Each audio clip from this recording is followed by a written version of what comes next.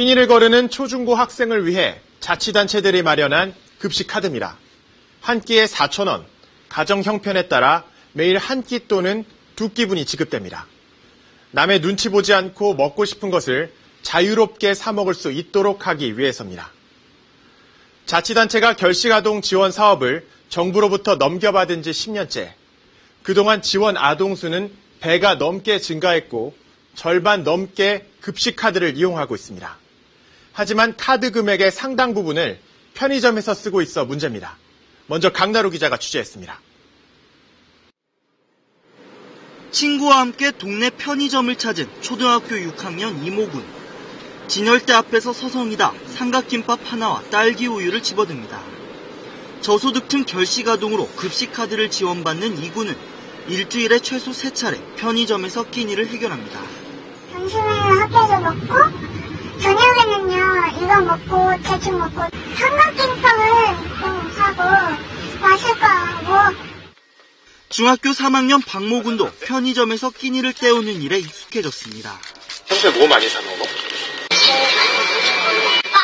근데 빵 먹으면 좀 금방 배 꺼지지 않아? 빵을 많이 먹어요. 실제로 서울 지역 전자급식 카드 사용액 200억 가운데 35%가 편의점에서 쓰였고 지난해는 비중이 더 늘었습니다. 세끼 식사 가운데 한 끼 이상은 편의점 음식으로 해결한 셈입니다.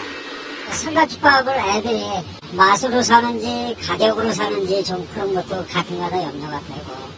한 편의점 업체 지난해 급식카드 매출 실적을 분석해봤습니다. 결식아동들이 가장 많이 사먹은 편의점 판매 식품 20개 품목 가운데 8개가 초코우유 등 가공류였고 삼각김밥과 햄버거가 뒤를 이었습니다. 하지만 도시락 등 비교적 다양한 음식 재료가 들어간 제품은 상위 20개에 포함되지 않았습니다. 결식 아동들이 즐겨 찾는 편의점입니다. 냉장실에 갖가지 식품들이 진열돼 있죠. 이 가운데 아이들이 가장 많이 사 먹는다는 이 삼각김밥.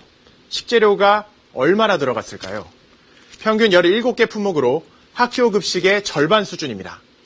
단백질 제공량은 한 개에 4g꼴로 남자 중학생 한 끼 권장량의 4분의 1에도 못 미칩니다. 성장의 필수 영양소인 비타민C와 칼슘은 한 끼 권장량의 6%에 불과합니다. 제대로 된 영양 공급이 사실상 불가능한 겁니다. 아이들이 흔히 한 끼 식사로 때우는 삼각김밥 2개에 가공유를 더하면 단백질과 칼슘은 보충되지만 성장 장애와 비만의 원인이 되는 나트륨과 당뇨의 섭취가 기준보다 훨씬 많아진다는 게 문제입니다. 전자급식 카드로 살 수 있는 편의점 음식은 170여 개, 앞서 분석을 뒷받침하듯 이 가운데 66%인 118개가 어린이 식품관리 기준에서 벗어나는 빨간 신호등 음식이라는 분석도 있습니다. 그렇다면 이들을 위해 자치단체를 포함한 우리 사회가 어떤 방안을 고민하고 마련해야 할까요? 14살 김모양에게 전달되는 저녁 식사용 도시락입니다. 도시락 왔어요. 구청이 결식 아동을 위해 일주일에 한 끼 이상 도시락을 배달해 주는 겁니다. 콩나물 무침과 야채 고로케 등 5가지 반찬, 삼각김밥과 비교하면 단백질 양만도 2배 가까이 됩니다. 편의점에서 맛있는 반찬은 없고요. 그냥 배가 고플 때 그냥 때우는 것 같은 어머니의 정성이 느껴지고.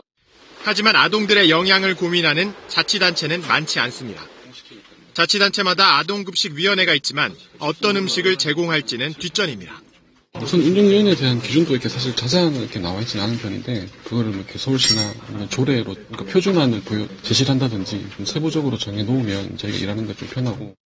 서울의 경우 전자카드 사용 가맹점 가운데 66%가 편의점입니다. 카드 가맹점을 다양화할 필요가 있다는 말입니다. 한 식당이 전체 가맹점의 12%인 900여 곳에 불과해 아이들이 밥을 사 먹고 싶어도 사 먹을 곳이 마땅치 않기 때문입니다. 편의점 측의 적절한 음식 선택 안내도 당장의 대안이 될 수 있습니다. 영양학적인 걸 고려해서 선택할 수 있게끔 삼각김밥이나 그런 거 살 때는 거기서 같이 판매하고 있는 과일이라든지 여러 가지 음식들을 선택할 수 있게끔 그런 조합도. 성장기 아동들을 위한 급식인 만큼 영양까지 감안하는 세심한 배려가 절실합니다. KBS 뉴스 이슬기입니다.